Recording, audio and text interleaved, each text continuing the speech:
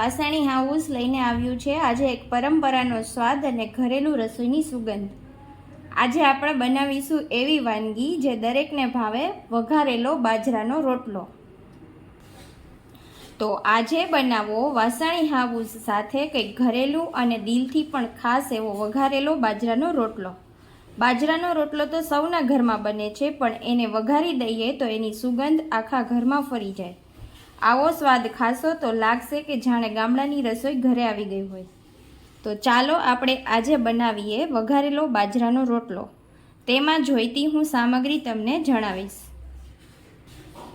સૌ પ્રથમ મેં લીલી ડુંગળી આ રીતે કટ કરી લીધેલી છે।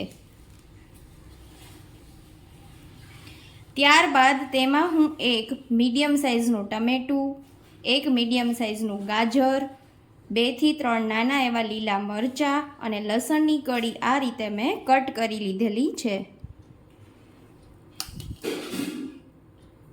એક આપણે લીમડાની ડાળી લીધેલી છે, જેનાથી આપણે તેનો તડકો લગાવીશું।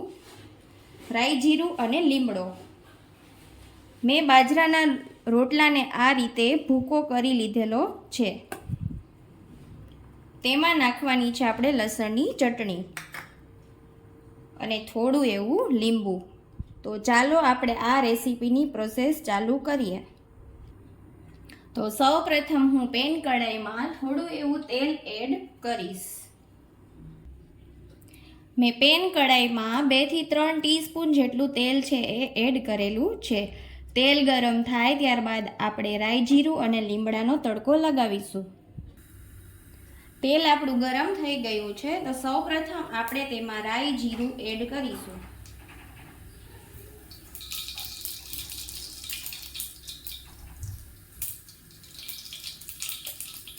રાઈ જીરું એડ કર્યા પછી આપણે તેમાં લીમડો નાખવાનો છે। બધું બરાબર સંતળાઈ જાય ત્યારબાદ આપણે તેમાં લીલી ડુંગળી છે એ એડ કરીશું।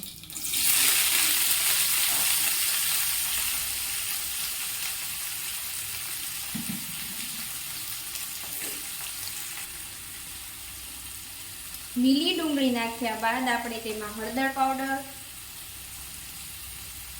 અને થોડી એવી હિંગ આ બંને વસ્તુ એડ કરવાની છે। પછી તેને બરાબર હલાવી લઈએ।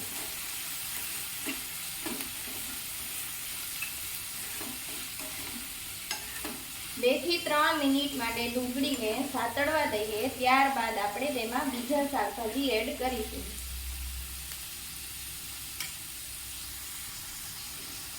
ડુંગળીની સાથે આપણે ગાજર પણ એડ કરી દઈશું, જેથી ગાજર અને ડુંગળી બફાઈ જાય।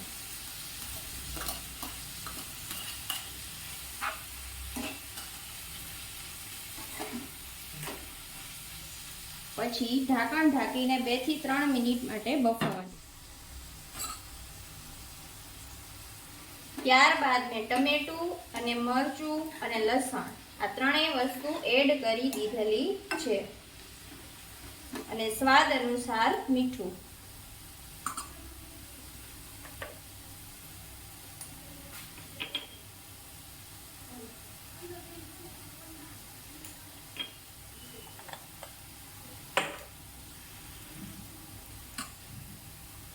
હવે બધા જ શાકભાજીને હું બરાબર હલાવી દઈશ। ફરીથી આપણે 2 થી 3 મિનિટ માટે તેને બાફવા દઈશું।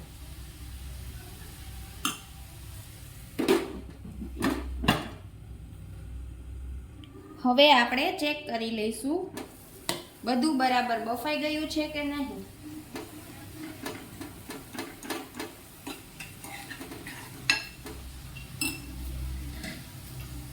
બધું સારી રીતે બફાઈ ગયું છે। હવે હું તેમાં થોડી એવી લસણની ચટણી એડ કરીશ।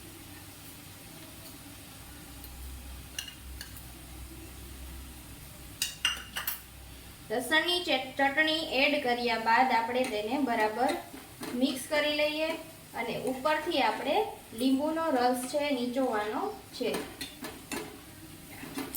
અને ત્યારબાદ આપણે જે બાજરાના રોટલાનો ભૂકો કરેલો હતો તેને એડ કરીશું।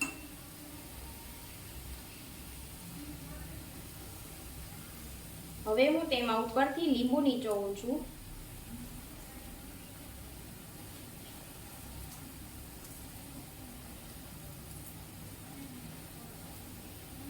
ત્યારબાદ તેમાં થોડું એવું ધાણા જીરું પાવડર, થોડું એવું મરચું પાવડર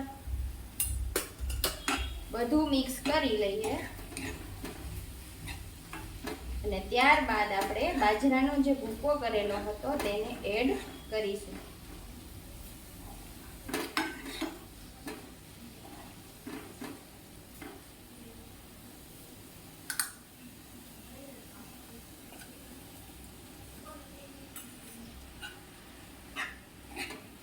હવે હું તેને સારી રીતે હલાવી લઈશ.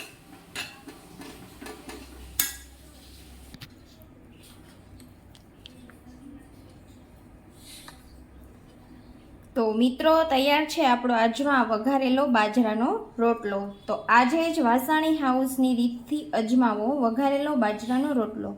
ખરેખર આ સ્વાદ એકવાર ખાશો તો વારંવાર બનાવશો. જો તમને મારી આ રેસીપી ગમી હોય તો વિડીયોને લાઈક કરો, શેર કરો અને સબસ્ક્રાઈબ કરવાનું ભૂલશો નહીં.